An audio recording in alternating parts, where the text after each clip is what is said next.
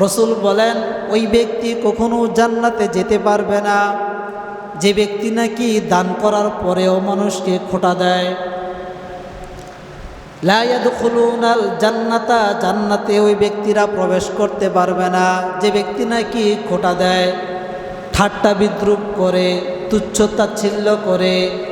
অনেক মানুষ বিকলাঙ্গ, অঙ্গ নাই, তাদেরকে ল্যাংড়া বলে খোঁটা দেয়। চোখ নাই কানা বলে খোঁটা দেয়, কান নাই কানবিহীন বলে খোঁটা দেয়। তার আঙ্গুল বেশি এজন্য 22 আঙ্গুল বলে খোঁটা দেয়। অঙ্গ নিয়ে যারা নাকি খোঁটা দেয়, অর্থ দিয়ে যারা নাকি খোঁটা দেয়, টাকা দিয়ে যারা নাকি খোঁটা দেয়, বিভিন্ন খাবারের বস্তু দিয়ে যারা নাকি খোঁটা দেয়, রসুল বলেন এই ব্যক্তি কখনো জান্নাতে যেতে পারবে না। তো আসি যে আমাদের দেশে একটি অঞ্চলে এখন তারা এই বিভিন্ন কষ্ট ভোগ করতেছে পানির কারণে। বিভিন্ন জায়গায় পানি উঠে গেছে, ঈদের দিন থেকে তাদের কষ্ট শুরু হয়েছে।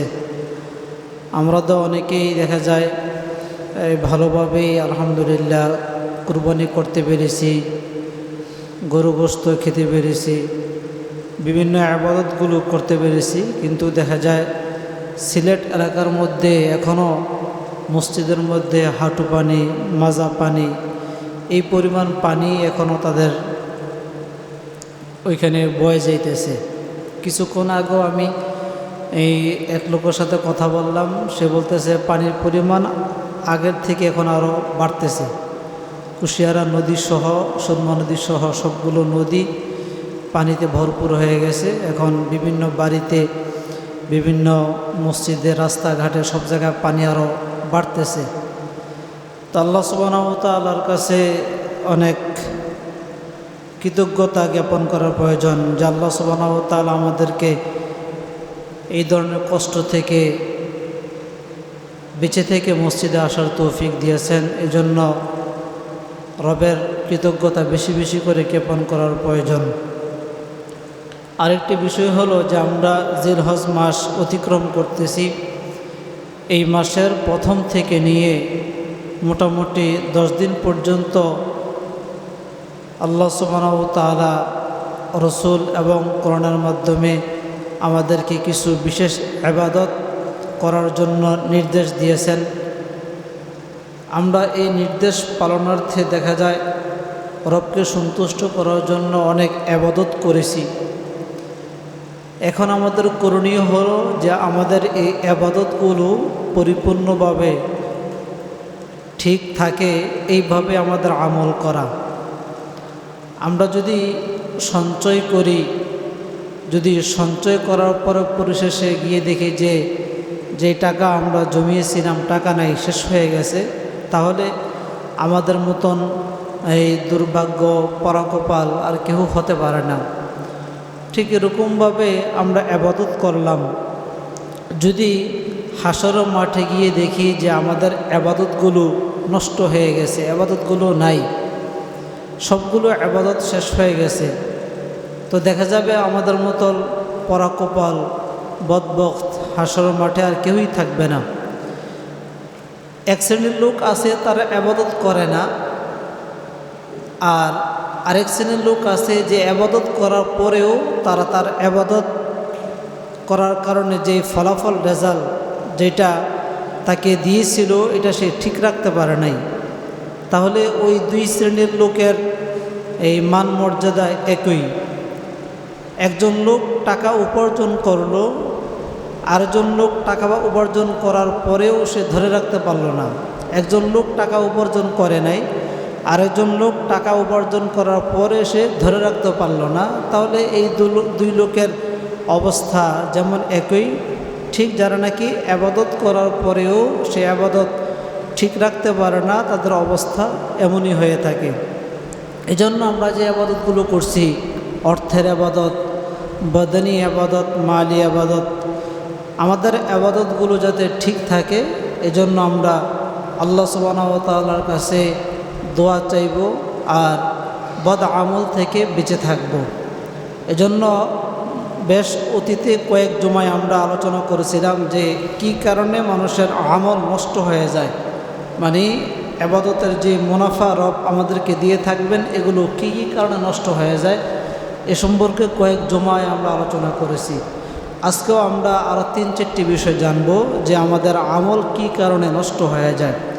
তার মধ্যে একটা হলো যে আল্লাহর ব্যাপারে অমূলক কথা বলা, যে রব সম্পর্কে আমরা না জেনে না বুঝে একটা সিদ্ধান্ত দিয়ে দেওয়া। যেমন একটা কথা হতে পারে যে আমরা এটা বলে থাকি অনেকেই যে আল্লাহ সুবহানাহু ওয়া তাআলা তোমাকে কখনো মাফ করবেন না, এরকম কথা আমরা বলে থাকি যে তুমি তো অনেক গুনাহ করছো, তোমাকে মনে হয় আল্লাহ ক্ষমা করবে না। এরকম কথা আমরা কি করি বলে থাকি যে তুমি পাপিষ্ঠ, তুমি অধিক পরিমাণে গুনাহ করছো। একটা তো আছে যে একটা মানুষ নামাজ না পড়লে এই পরিমাণ শাস্তি সে পাবে, এটা তার ব্যক্তিগত ব্যাপার। গুনাহ করলে এই পরিমাণ শাস্তি সে পাবে, এটা তার ব্যক্তিগত ব্যাপার। সে না আমল করার কারণে সেটা পাবে, কিন্তু আমরা নিজ থেকেই তাকে একটা সিদ্ধান্ত দিয়ে দেওয়া যে তুমি এই কাজ করার কারণে তুমি জাহান্নামী হয়ে গেছো, তুমি এত বছর জাহান্নামে জ্বলবে, রব তোমাকে মাফ করবে না, এই কথা না বলা, মানুষকে এই কথা না বলা। কেন? যে মাফ করার মালিক এটা একমাত্র আল্লাহ সুবহানাহু ওয়া তাআলা। তিনি কাকে মাফ করবে কাকে মাফ করবে না এটা তার ব্যক্তিগত ব্যাপার। এখন দেখা যায় আমরা যদি আল্লাহ সুবহানাহু ওয়া তাআলার ক্ষমতা পাওয়ার যদি আমরা নিজে নিয়ে আসি, তাহলে আল্লাহ সুবহানাহু ওয়া তাআলার সাথে এটা এই বড় বেমানান এবং তিনার সাথে কেমন একটা এই শত্রুতামূলক আচরণ হয়ে যায় যদি তার ক্ষমতা আমাদের কাছে নিয়ে আসি। এক হাদিসের মধ্যে এটা আছে, হাদিসে কুদুসি, মানে স্বয়ং আল্লাহ সুবহানাহু ওয়া তাআলা এটা আমাদেরকে জানিয়ে দিতেছেন। জুনদুব রাদিয়াল্লাহু তাআলা আনহু থেকে হাদিসটি বর্ণিত। তিনি বলেন যে ওয়াল্লাহি লা ইয়াগফিরুল্লাহু লিফুলান, যে কোনো ব্যক্তি যদি এটা বলে যে ওই ব্যক্তিকে আল্লাহ সুবহানাহু ওয়া তাআলা মাফ করবে না, এই ব্যক্তিকে আল্লাহ সুবহানাহু ওয়া তাআলা ক্ষমা করবে না, এরকম যদি কেউ বলে, তাহলে মান যাল্লাযী ইয়াতাআল্লা আলাইয়া আল্লাহ আগফিরা লিফুলান, তাহলে সে যেন জেনে নেয় যে আমার ব্যাপারে সে এ কথাটা বলল, এটা তো সঠিক বলে নাই। আমি রবের ব্যাপারে সে যে কথাটা বলল এই কথাটা সে সঠিক বলে নাই। তবে হ্যাঁ, ফাইন্নী কদ গফারতু লিফুলান, যে ব্যক্তি এই কথাটা বলে আমি আল্লাহ সুবহানাহু ওয়া তাআলা ওই ব্যক্তিকে কি করব? মাফ করে দেব। মানে যে ব্যক্তি এই কথাটা যাকে বলে ওই তাকে আমি আল্লাহ সুবহানাহু ওয়া তাআলা মাফ করে দেব। আর যে ব্যক্তি বলে যে আল্লাহ সুবহানাহু ওয়া তাআলা ওই ব্যক্তিকে কখনো ক্ষমা করবে না, এই ব্যক্তির যে আমল আছে এই আমলটা নষ্ট করে দেবে। তাহলে হাদিসের মধ্যে বলা হয় যে কোনো ব্যক্তি যদি বলে যে আল্লাহ সুবহানাহু ওয়া তাআলা আপনাকে ক্ষমা করবেন না, তাহলে যে ব্যক্তি এই কথাটা বলবে, হাদিসে বলেন ওয়া আহবাত্তু আমালাক, তার আমল নষ্ট হয়ে যাবে। বাকি যাকে সম্বোধন করে কথাটা বলল আল্লাহ সুবহানাহু ওয়া তাআলা তাকে মাফ করে দেবে। এজন্য আমাদের আমল যাতে নষ্ট না হয়, কাউকে এরকম ধিক্কার দিয়ে বা কষ্ট দিয়ে এ ধরনের কথা না বলি যেটা আল্লাহ সুবহানাহু ওয়া তাআলার সান্নিধ্যে লাগে। আরেকটা বিষয় হলো যে গোপন গুনাহ করলে আল্লাহ সুবহানাহু ওয়া তাআলা বান্দার আমল নষ্ট করে দেয়। গোপন গুনাহ, যেমন দেখা যায় একটা মানুষ সে হজ করে যাকাত দেয়, আমাদের চোখের দেখা সে অনেক ভালো কাজ করে, কিন্তু দেখা যায় সে গোপনে গোপনে অনেক গুনাহ করে যেগুলো আমরা জানি না। যেমন এই কিছু মানুষ সম্পর্কে আমরা কিছু মানুষের ধারণা এরকম হয়ে থাকে যে এই লোকটা অনেক ভালো, এই লোকটা অনেক ভালো, এরকম ধারণা হয়ে থাকে। দেখা যায় এই লোক দ্বারা এরকম কিছু কাজ সংগঠিত হয় যেগুলো মানুষের বিশ্বাস হয় না। যেমন দেখা যায় একটা ঘরের এই একটা ছেলে অথবা একটা মেয়ে সম্পর্কে একটা মানুষের ধারণা থাকে যে এই মেয়েটা অনেক ভদ্র বা ভালো, অথবা এই ছেলেটা অনেক ভালো, কিন্তু দেখা যায় এক সময় ছেলে এবং মেয়ে আস্তে করে চলে যায়, মানে পালায়া যায়, দুজনে অবাধ্য হয়ে তারা কি করে পালিয়ে যায়। তখন মানুষ কি বলে? মানুষ বলে সে তো অনেক ভালো ছিল, তার দ্বারা এই কাজ কীভাবে সংগঠিত হলো, বিশ্বাস হয় না। এরকম মানুষের হয়ে থাকে যে এই ব্যক্তির দ্বারা এই কাজ সংগঠিত হয়েছে, মানে এটা আমাদের বিশ্বাস হয় না। তার মানে এই ব্যক্তি সম্পর্কে অনেক ভালো একটা ধারণা আছে বিদায় সে যে একটা খারাপ কাজ করছে এটা বিশ্বাস হয় না। তো এরকমভাবে অনেক মানুষ আছে যে তারা বিভিন্ন ইবাদত করে, ইবাদত করার পরে গোপনে গোপনে বেশ কিছু গুনাহ তারা করে থাকে, যেগুলো আল্লাহ সুবহানাহু ওয়া তাআলা জানে, ফেরেশতা জানে, যেই জায়গা বসে গুনাহ করে ওই জায়গা জানে, সময় জানে, অঙ্গ প্রত্যঙ্গ যারা আছে অঙ্গ প্রত্যঙ্গে সবাই এই গুনাহ সম্পর্কে সাক্ষী হয়ে যায়, সকলে জানে। এজন্য আল্লাহ সুবহানাহু ওয়া তাআলা বলেন, কোনো মানুষ যদি গোপনে গুনাহ করে, গোপনে গুনাহ করলে তার জীবনে যত আমল আছে সব আমলগুলো বাদ হয়ে যাবে। এজন্য আমরা গোপনে গুনাহ থেকে বেঁচে থাকব। একটা হাদিস আছে, যে হাদিসের মধ্যে আছে, রাসূল বলেন, সাওবান রাদিয়াল্লাহু তাআলা আনহু থেকে হাদিসটি বর্ণিত, আল্লাহর হাবিব বলেন, লা আ'লামান্না আকওয়ামান মিন উম্মতি, যে আমার উম্মতের মধ্য থেকে কিছু উম্মত, কিছু গোত্র, কিছু জাতি সম্পর্কে আমার এই বিশ্বাস। কি বিশ্বাস?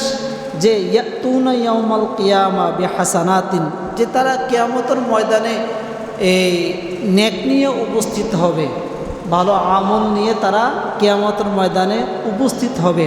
কেমন আমল দেখেন, বলা হয় আমসালি জিবালি তিহামাতাল বাইদা, যে শুভ্র সাদা বিশাল বড় তিহা নামক যে একটা পাহাড় আছে, অনেক বড় যে পাহাড়, এই পাহাড় পরিমাণ আমল নিয়ে আমার উম্মত আমার নিকট উপস্থিত হবে। অনেক আমল নিয়ে তারা কি হবে? উপস্থিত হবে। এবং ফায়াজআলুহুল্লাহু হাবাআম মানসুরা, এই তো বড় আমল নিয়ে তারা উপস্থিত হবে। আল্লাহ সুবহানাহু ওয়া তাআলা বলেন যে তাদের আমলগুলো এই মরিচিকার ন্যায়, ধূলিকণার ন্যায়, বালির ন্যায় বিক্ষিপ্ত বিচ্ছিন্ন হয়ে ধ্বংস হয়ে যাবে। যে মানুষ দেখবে যে সে অনেক স্তূপ পাহাড় পরিমাণ আমল নিয়ে কি হয়েছে? উপস্থিত হয়েছে হাশরের মাঠে। এক পর্যায়ে দেখবে তার এই পাহাড় পরিমাণ আমল নাই, শেষ হয়ে গেছে, একেবারে কি হয়ে গেছে? শেষ হয়ে গেছে। তখন সাহাবায়ে কেরাম বলতেছে, ইয়া রাসূলুল্লাহ, এই লোকগুলো কারা?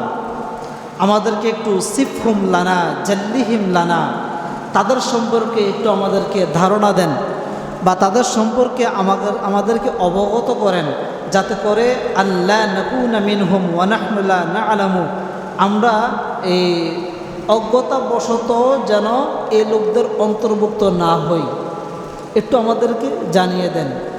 রাসূল বলতেছেন যে ইন্নাহুম ইখওয়ানুকুম ওয়া মিন জিলদাতিকুম, যে তোমরা মনে করছো তারা অন্য কেহ না, তারা তোমাদের ভাই, তোমাদের সাথে চলাফেরা করে, তোমাদের সাথে ইবাদত করে, সব কিছুই তোমাদের সাথে, তাদের অন্তরঙ্গ মহাব্বত তোমাদের সাথে।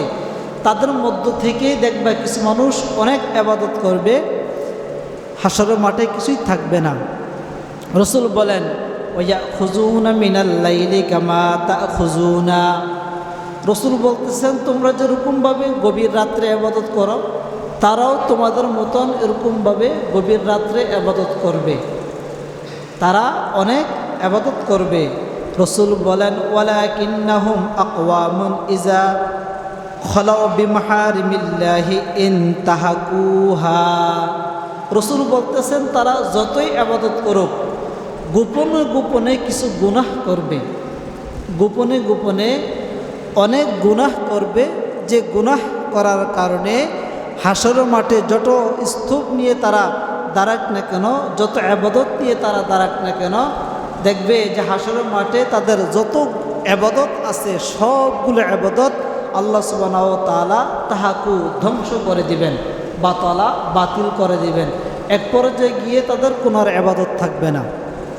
এজন্য এক নম্বর আমরা জানলাম যে রব সম্পর্কে অমূলক কথা বললে সে যতই ইবাদত করবে তার আমল নষ্ট হয়ে যাবে। 2 নম্বর, মানুষ যতই ইবাদত করুক, যদি গোপনে গোপনে সে কী করে ইবাদত করে, গোপনে গোপনে ইবাদত করলেও তার আমল কি হয়ে যাবে? নষ্ট হয়ে যাবে। 3 নম্বর হলো যে আল্লাহ এবং আল্লাহর রসুলের কাজে বাধা দেওয়া। আল্লাহর কাজে বাধা দিলে তার আমল নষ্ট হয়ে যাবে, রসুলের কাজে বাধা দিলে তার আমল নষ্ট হয়ে যাবে। আল্লাহর কাজে বাধা কি? মনে করেন আপনি এই একটা ভালো কাজ করতেছেন, আপনি যে কোনো একটা ভালো কাজ করতেছেন। যেমন দেখা যায় আমি আমার নিজেকে নিয়ে একটা কথা বলি, যেমন ঈদের দিন চামড়া কালেকশন যখন করতেছিলাম তখন বেশ কিছু লোক আমাকে বাধা দিছে এবং দেখা যায় এরকম হয়েছে যে তারা আমাকে আঘাত করবে, এরকমও তাদের অবস্থা হয়ে গেছে। তো এক পর্যায়ে গিয়ে কিছু আল্লাহর বান্দা আছে, তাদের সাথে আমি ওই দিনে শেয়ার করলাম, তখন তারা আমার সাথে থেকে তারা কাজ করছে এবং এই বড় ধরনের ঝামেলা থেকে আল্লাহ তাআলা হেফাজত করছে। এখন আমি তো এটা করছি নিঃস্বার্থে, কোনো স্বার্থ নাই, কারণ আমার এখানে কোনো জাররা পরিমাণ কোনো লাভ নাই, বরং আমার সারাদিন পরিশ্রম হয়েছে, এই কষ্ট হয়েছে, কিন্তু আমার চারানাও কোনো আমার আসছে না, বরং আমার থেকে আর ব্যয় হয়েছে, আমার শ্রম গেছে, অর্থ গেছে, মেধা গেছে, অনেক এখানে খরচ হয়েছে, কিন্তু আমার জাররা পরিমাণ কোনো কি হয় নাই, লাভ হয় নাই। তো দেখা যায় আমি দিনের কাজ করতে গেছি, এটা আল্লাহর কাজ, এটা বিশ্বাস করতে হবে আল্লাহর কাজ, কেননা এটা এর মাধ্যমে যে অর্থ আসবে এটা দিনের রাহে খরচ হবে, আল্লাহর রাহে খরচ হবে, কোরআন হাদিস শিক্ষার ক্ষেত্রে খরচ হবে। তাই আমি আল্লাহর কাজ করতে গেছি, মানুষ কী করছে? বাধা দিছে। তো এরকমভাবে অনেক মানুষ মসজিদ করতে যাবে, মসজিদ করতে দিবে না, বাধা দিবে। অনেক জায়গাতে মসজিদ ভেঙে দিতেছে, দেখেন না বাবরি মসজিদ সহ অনেক মসজিদ ভেঙে দিল না, অনেক জায়গায় মসজিদ কী করতেছে? ভেঙে দিতেছে। তো যারা নাকি মসজিদ ভাঙ্গার কারণে প্রতিবাদ করতে যায় তাদেরকে আঘাত করতেছে, তাহলে এটা আল্লাহর রাস্তা কী করতেছে? বাধা দিতেছে। তো এরকমভাবে অনেক কারণ আছে যারা নাকি এই আল্লাহ সুবহানাহু ওয়া তাআলার কাজ করতে গেলে আল্লাহর রাস্তায় কী করে? বাধা প্রদান করে এবং আঘাত করে। যেমন দিনের কথা বলতে গেলে বাধা দেয়, আঘাত করে। আপনি একটা মানুষকে সহি একটা মাসালা যদি বলতে যান তাহলে আপনাকে বাধা দিবে, আপনি যদি সুন্নাহ পদ্ধতিতে আমল করতে যান আপনাকে বাধা দেবে। তো এই যে কোনো মানুষ যদি বাধা দেয় আল্লাহর রাস্তায়, যদি কোনো মানুষকে বাধা দেয়, আল্লাহ সুবহানাহু ওয়া তাআলা বলেন সে যতই আমল করুক না কেন তার আমল কি হয়ে যাবে? নষ্ট হয়ে যাবে। আরেকটা হলো ওয়াশাকুর রসুলা, এগুলো কোরআন আয়াত আছে, স্পষ্ট আয়াত, যে যারা নাকি রসুলের কাছে বাধা দেয়, রসুলের সুন্নাহের কাজে যারা নাকি কী করে? বাধা দেয়। যেমন দেখা যায় অনেক এই পিতামাতা আছে, এটা আমি নিজে জানি, সাক্ষী নিজে, অনেক পিতামাতা আছে তার সন্তান চায় দাড়ি রাখার জন্য, সে রাখতে দেয় না। সে বলে তুমি কি এখন বড় হয়ে গেছো, তুমি কেন দাড়ি রাখবে? পিতা তাকে কী করে? বাধা দেয় যে দাড়ি রাখা যাবে না, বরং বলে তুমি কি এখন বড় হয়ে গেছো? আর বড় এবং ছোট হওয়ার তো এটা আল্লাহ সুবহানাহু ওয়া তাআলা জানে, আল্লাহ জানে বিদায় তো তাকে বড় হওয়ার পরে দাড়ি দেয়। বিষয়টা এরকম না, কারণ জন্মগ্রহণ করার পরে তো মানুষ দাঁড়িয়ে আসে না, 12, 13, 14, 15, 20 বছর তারপরে সে দাঁড়িয়ে আসে, এটা আল্লাহ জানে সে বড় না ছোট, তার সময় হয়েছে বিদায় তো আল্লাহ তাকে দাঁড়িয়ে দিছে, এর আগে তো দাঁড়িয়ে দেয় নাই। এই জন্য পিতা হয়ে সন্তানকে কি করে? বাধা দেয় রাসূলুল্লাহ সুন্নাহের কাজে। পিতা হয়ে সন্তানকে বাধা দেয় যে তুমি সুন্নতি পোশাক পরিধান করার প্রয়োজন নেই, তুমি পাঞ্জাবি জুব্বা এগুলো পরবা শুধু শুক্রবার মসজিদে যাওয়ার সময়, এর আগে তোমার এগুলো পরার কোনো প্রয়োজন নাই, এগুলো বাধা দেয়। এগুলো আমি নিজেই দেখছি, নিজে শুনছি, এই জন্য বলতেছি। দেখা যায় অনেক সময় বাবরি চুল রাখার ক্ষেত্রে এটা সুন্নত, বাধা দেয় যে বাবরি চুল রাখা যাবে না, এটা কিন্তু সমস্ত নবীদের সুন্নত। এরকম একজন নবীও ছিল না যে নবীর বাবরি চুল ছিল না, একজন নবীও ছিল না, সমস্ত নবীদের বাবরি চুল ছিল। এবং দেখা যায় এই বড় বড় সাহাবায়ে কেরাম সহ আকসার সাহাবায়ে কেরাম তাদের বাবরি চুল ছিল, আকসার। তো এই জন্য এটা একটা সুন্নত। তো দেখা যায় বাবরি চুল রাখার ক্ষেত্রে সন্তানকে কি করে? বাধা দেয়। তো এই যে রসুলের সুন্নাহ অনুযায়ী একটা বাচ্চা আমল করবে, রসুলের সুন্নাহ অনুযায়ী একটা মেয়ে আমল করবে, বাবা ভাই বোন আত্মীয় স্বজন সকলে কি করে? বাধা দেয়। এবং দেখা যায় কি করে তুচ্ছ তাচ্ছিল্য করে, ঠাট্টা বিদ্রুপ করে, টিটকারি করে সে মুসল্লি হয়ে গেছে কি নামাজি হয়ে গেছে, মানে এরকম কথা বলে, সে ফরহেজগার হয়ে গেছে, এরকম বিদ্রুপ করে কথা বলে। তো এই জন্য এই জিনিসগুলো যারা করবে, রসুল বলেন তারা যতই আমল করুক না কেন তাদের আমল নষ্ট হয়ে যাবে, তাদের আমল ঠিক থাকবে না। সে যতই আবাদত করুক না কেন আবাদত নষ্ট হয়ে যাবে। এই জন্য রসুলকে ভালোবাসতে হবে নিজের জীবনের চাইতেও বেশি, নিজের জীবনের চাইতেও বেশি রসুলকে কী করতে হবে? ভালোবাসতে হবে। আর আপনি যদি রসুলকে ওই পরিমাণ ভালোবাসেন তখন দেখা যাবে রসুলের সুন্নত আপনার থেকে আর ছুটে যাবে না।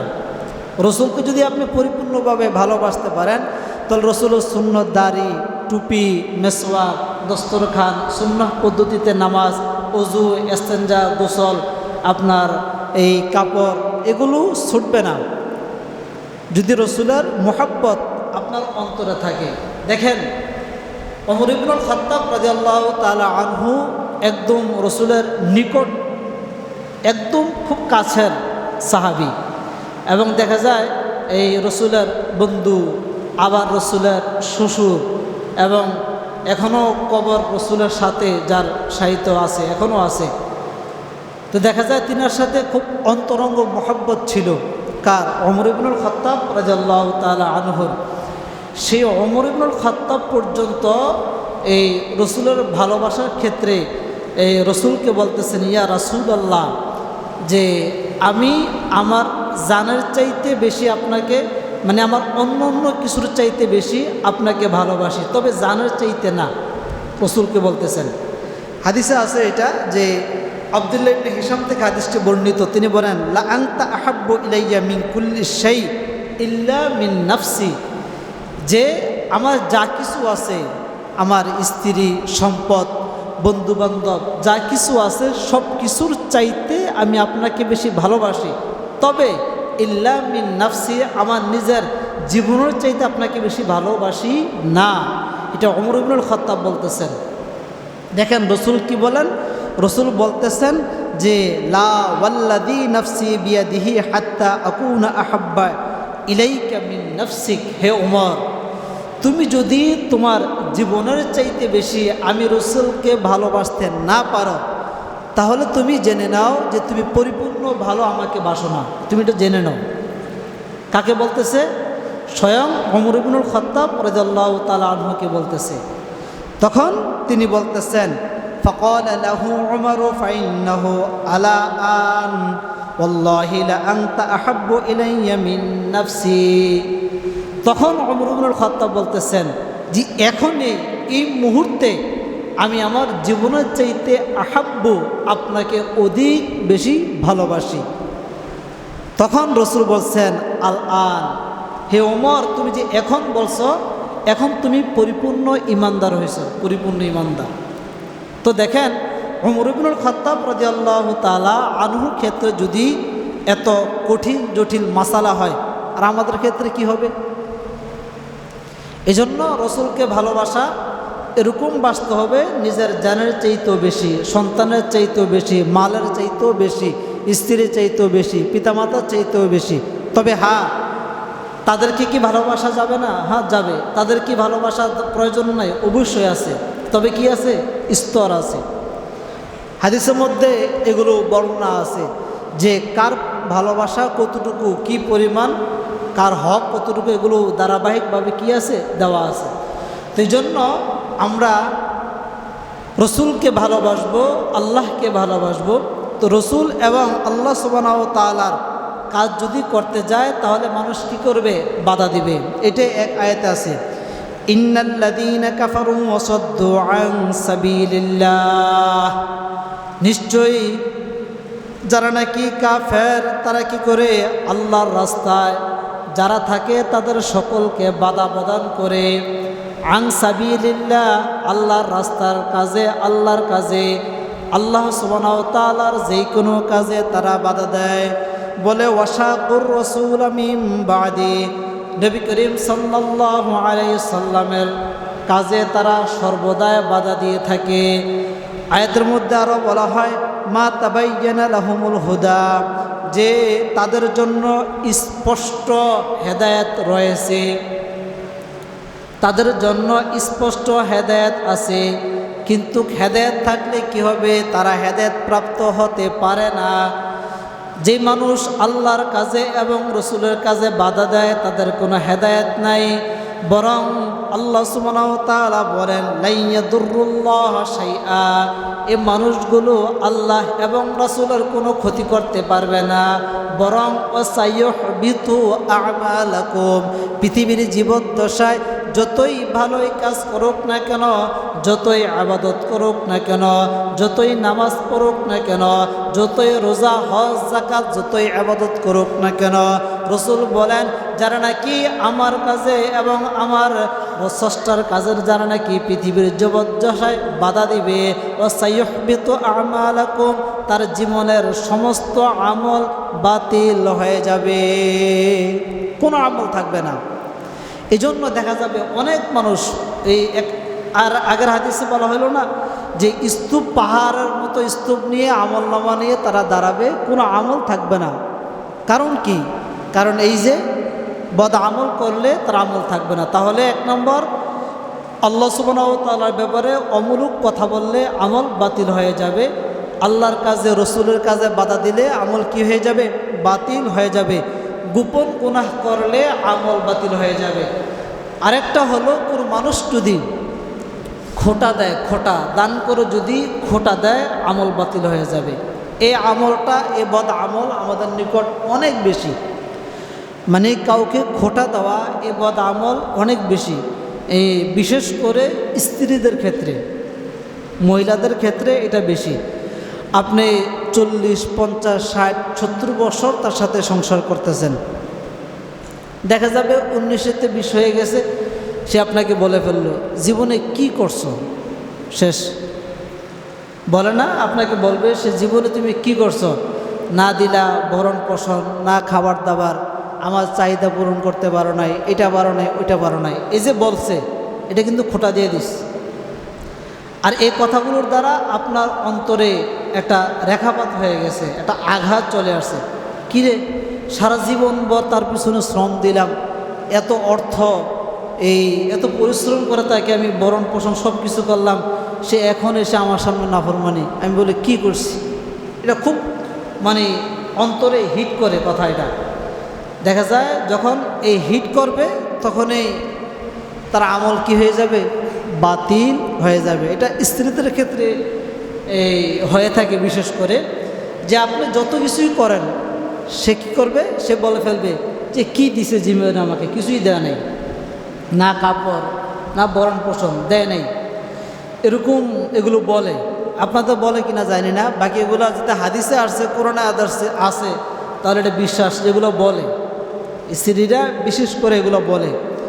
যেমন দেখা যায় আপনি আপনার ভাইকে বিদেশ পাঠাইলেন, পাঠানোর পর আপনার ভাইয়ের অবস্থা ভালো, এখন আসছে, আপনার সাথে কথা হয়েছে, ঝগড়া চলতেছে, তখন আপনি বলে ফেললেন যে আমি যদি তোমাকে বিদেশ না নিতাম তুমি না খেয়ে মারা যাইতা। এই যে বলছেন, এটা কিন্তু খোটা, খোটা পর্যন্ত আপনারা এটা এটা এটা কি? এটা খোটা।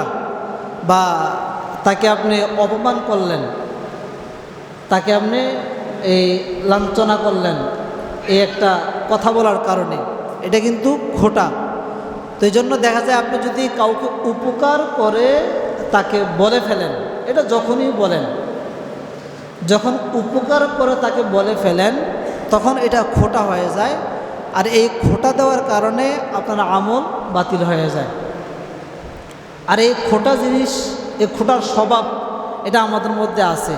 5 বছর আগে, 5 বছর পরে অথবা 10 বছর পরেও আমরা কি করি? এটা বলে ফেলি। অনেক সময় দেখা যায় যদি যার সাথে আমার এই কাজ সংগঠিত হয়েছে তাকে যদি না বলি, তার আশেপাশে বন্ধুবান্ধব, পাড়াপড়শি, আত্মীয়স্বজন বলি, হ্যাঁ আমি যদি এটা না করতাম তাহলে সে কি আজকে এই 4টে ডাল ভাত খেতে পারতো না। তো আমি আমার অফিসে নিয়ে চাকরি দিছি বিদে না সে খাইতে পারতেছে না, সে কোথা থেকে খাইতো? এই যে কথা বললাম, এটা কিন্তু খোটা হয়ে গেছে। কোনো মানুষকে এইভাবে কথা বলা এটা কি? খোটা। কাউকে খাবার খাওয়ানোর পরে এটা খোটা, এটা করে থাকে। আর এই স্বভাবটা এই নারী জাতদের ক্ষেত্রে বেশি, জালকে খোঁটা দেয়, ননদকে খোঁটা দেয়, এই দেবরকে খোঁটা দেয়, বিভিন্ন মানুষকে তারা কি করে দিয়ে খোঁটা দেয়। মানে এই কথা তাদের পেটে রাখতেই পারে না, এই ধরনের কথা তাদের পেটে কি করতে পারে না, রাখতেই পারে না, প্রতিদিন প্রতিনিয়ত বলে থাকে। এই জন্য এই খোঁটা যদি মানুষ দিতেই থাকে, আল্লাহ সুবহানাহু ওয়া তাআলা বলেন তার উপরে লানত। এক হাদিসের মধ্যে আছে যে লা ইউকাল্লিমুহুমুল্লাহু ইয়াউমাল কিয়ামাহ, কাল হাসরের ময়দানে কয়েকজন ব্যক্তির সাথে কথা বলবেন না। এক নম্বর হলো মান্নান। মান্নান শব্দের অর্থ হলো যে খোঁটা দেয় তাকে বলা হয় কি মান্নান। মান্না ইয়ামুন্নু থেকে মান্নান শব্দের অর্থ হলো যে ব্যক্তি খোঁটা দেয় তাকে বলা হয় মান্নান। তে হাদিসের মধ্যে আছে যে কাল হাসরের ময়দানে এই কিছু মানুষের সাথে কথা বলবেন না। এক নম্বর হলো মান্নান, যারা নাকি খোঁটা দেয় তাদের সাথে আল্লাহ সুবহানাহু ওয়া তাআলা কথা বলবেন না। আরেকটা হাদিসের মধ্যে আছে লা ইয়ানজুরু, আল্লাহ সুবহানাহু ওয়া তাআলা কিছু মানুষের দিকে তাকাবেন না, কিছু মানুষের দিকে তাকাবেন না। তার মধ্য থেকে এক নম্বর হলো কি মান্নান, ও যে খোঁটা দেয়। আরও কিছু হাদিস আছে এই যারা নাকি খোঁটা দেয় তাদের সম্পর্কে। এখন যদি কাল হাসরের ময়দানে আল্লাহ সুবহানাহু ওয়া তাআলা আপনার দিকে না তাকান, আপনার সাথে কথা না বলেন, তাহলে আপনার জান্নাত জাহান্নামের ফয়সালা কি হবে? আপনার দিকে যদি রব না তাকায়, কথা না বলে, তাহলে নিশ্চিত আপনি ধরে নেন আপনি জাহান্নামী। জান্নাতে যাওয়ার তো কোনো রাস্তা নাই। জান্নাতে যদি যেতে হয় তাহলে রবের পারমিশন লাগবে, রবের পারমিশন লাগবে। রব তো আপনার দিকে এই ভ্রুক্ষেপে করেন নাই, কথাও বলেন নাই, তাহলে আপনার জাহান্নাম ছাড়া আর কোনো কি নাই, গতি নাই। হাদিসের মধ্যে আছে লা ইয়াদখুলুনাল জান্নাতা মান্নান, স্পষ্ট হাদিস। রাসূল বলেন ওই ব্যক্তি কখনো জান্নাতে যেতে পারবে না যে ব্যক্তি নাকি দান করার পরেও মানুষকে খোঁটা দেয়। লা ইয়াদখুলুনাল জান্নাতা, জান্নাতে ওই ব্যক্তিরা প্রবেশ করতে পারবে না যে ব্যক্তি নাকি খোঁটা দেয়, ঠাট্টা বিদ্রুপ করে, তুচ্ছ তাচ্ছিল্য করে।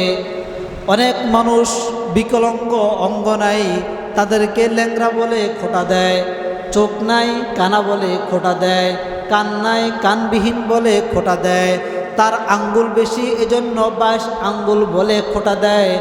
অঙ্গ নিয়ে যারা নাকি খোঁটা দেয়, অর্থ দিয়ে যারা নাকি খোঁটা দেয়, টাকা দিয়ে যারা নাকি খোঁটা দেয়, বিভিন্ন খাবারের বস্তু দিয়ে যারা নাকি খোঁটা দেয়, রাসূল বলেন এই ব্যক্তি কখনো জান্নাতে যেতে পারবে না। এজন্য খোঁটা দেওয়া থেকে আমরা বিরত থাকব। আয়াতের মধ্যে এটাই বলা হয় ইয়া আইয়ুহাল্লাযীনা আমানু লা তুবতিলু সাদাকাতিকুম বিল মান্নি ওয়াল আযা। আল্লাহ সুবহানাহু ওয়া তাআলা বলেন তোমরা কাউকে খোঁটা দিয়ে তোমাদের যে ইবাদত আছে এই ইবাদতগুলোকে তোমরা নষ্ট করিও না। লা তুবতিলু সাদাকাতিকুম, তুমি তোমার সদকাকে নষ্ট করিও না, তুমি তোমার দানকে নষ্ট করিও না, তুমি তোমার ফেতরাকে নষ্ট করিও না। তুমি একজন মানুষকে সদকা করছো, দান করছো, ফেতরা দিছ, একজন মানুষকে টাকা দিয়ে হজে পাঠাইছ, একজন মানুষকে একবেলা খাবার দিছ। আল্লাহ সুবহানাহু ওয়া তাআলা বলেন লা তুবতিলু সাদাকাতিকুম, তুমি তাকে এই খোঁটা দিয়ে এই সদকাতে নষ্ট করিও না। ওয়াল মান্নি ওয়াল আযা, এবং কষ্ট দিয়ে তোমার এই দান এ সদকাকে তুমি নষ্ট করিও না। খোঁটা দিলেই নষ্ট হয়ে যাবে। কেমন হবে?